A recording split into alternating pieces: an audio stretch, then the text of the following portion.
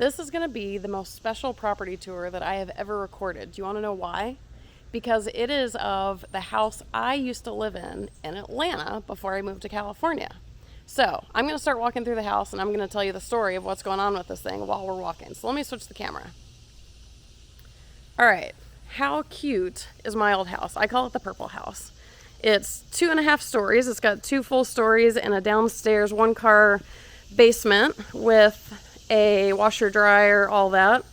Got a fenced-in yard over here. I'm on the end unit of a cul-de-sac in a really cute neighborhood. So here's what's going on with this property. It is currently on a tenant turnover, which sounds pretty benign, right? Well, the juice gets a little thicker on it. What we found out after the tenant stopped paying, give you kind of a little tour here.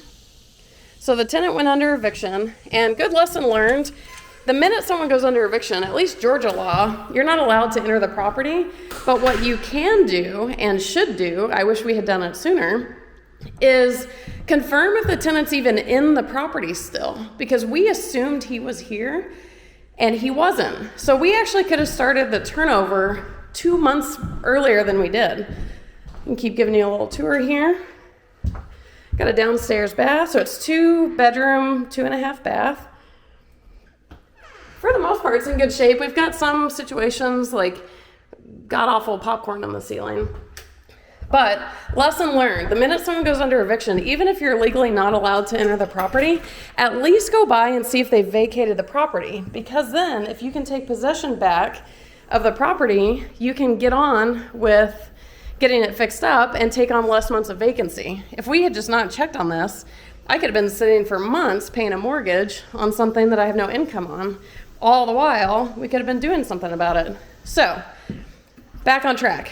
So we find out, after we realize the property is vacant, that the tenant that we believed to live here, who was on the lease, his name was Steven, turns out good old Steven never lived here, and wait for it, it has been a brothel for 2 years. Oh yes, new chapter of my real estate investing stories, or sagas, or I don't know, what do you want to call this? And since this was my personal house, honestly, I feel like the poor thing has been violated. Steven never lived here. 2 girls lived here. There were luxury cars every 2 hours, every night. And the property is in, actually, what it could be. For what it could be in a way worse shape. But we obviously have to do massive carpet cleaning. Another lesson learned for my rental property experience in general, never have carpet anywhere. The minute you have to pull a carpet up, just put LVP down. Carpet has been one of the banes of my existence as a rental property owner. Just don't do it. Okay. So my little house has been a brothel for 2 years. I'm still emotionally coming to terms with it. We've got some pretty massive holes in the wall, literally. They had some serious TVs mounted here. Oh, and they bashed up a door, so this whole door is going to have to be replaced. Aren't you guys excited? You're seeing my personal house from, let's see, I moved away from here 12 years ago. This was my very first house I ever bought for myself when I got my first big girl job as an engineer. This was my room. This was the master. It's got a nice little closet. So we figured this out about good old Steven and the brothel. Here's some pretty massive holes. Take some patchwork there. So we find all this out. Let's see if you can see my backyard from here, up here. This is a really nice area. I guess you can't really see much. Oops. Pretty good sized yard. Not a very functional yard. There's huge boulders back there that didn't make it very practical. So we find all this out, and immediately my property manager started calling in for repairs. So that's where we are now. It's been incredibly frustrating coordinating with the contractors. No shocker there. So we're going to have to reglaze the bathtubs, which are disgusting. Nasty. So I don't know the total expense for this turnover. Probably, let's see, at least 5,000 is kind of my first guess. But here's a couple takeaways that I want you guys to know as I continue to show you my little house. There's a basement, so I'll take you to the basement while I tell you the lessons. So 2 things that I want you guys to know if you're worried about rental property investing. Number 1, things like this happen. Yes, $5,000 suck. It might be higher than that, I don't know. And I've been paying a mortgage this whole time with no income, which super sucks.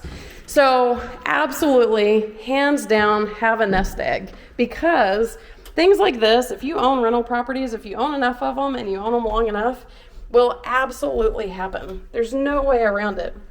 So that's number 1, have that nest egg.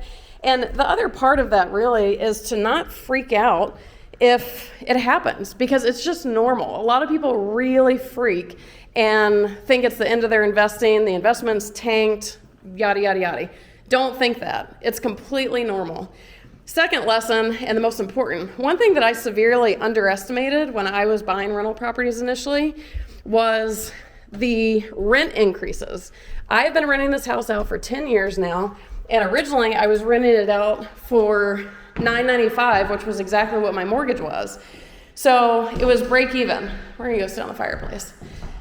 It was break even. And a lot of people say they have to have the cash flow. Okay, cool. But I was actually negative, because if it was break even, then I had expenses, so technically it was a negative cash flowing property. 10 years later, my mortgage has only gone up to $1,100 with taxes and insurance. We're about to rent it out for $1,800. Suddenly, my break-even property is going to be cash flowing $700 a month. So, when you're thinking about things like passive income, financial freedom, make sure you're remembering though profits are going to increase over time. Rental properties are long-term investments. So don't forget, cash flow is going to keep getting higher, assuming you buy a property that stays in demand. This one was. And it gets more exciting, and it makes it easier to stomach these nasty turnovers. Things are going to happen, but hang on, hang through it. And I hope you enjoyed my little house. I'll give you the last little view. Bet you never thought you'd see one of my personal houses.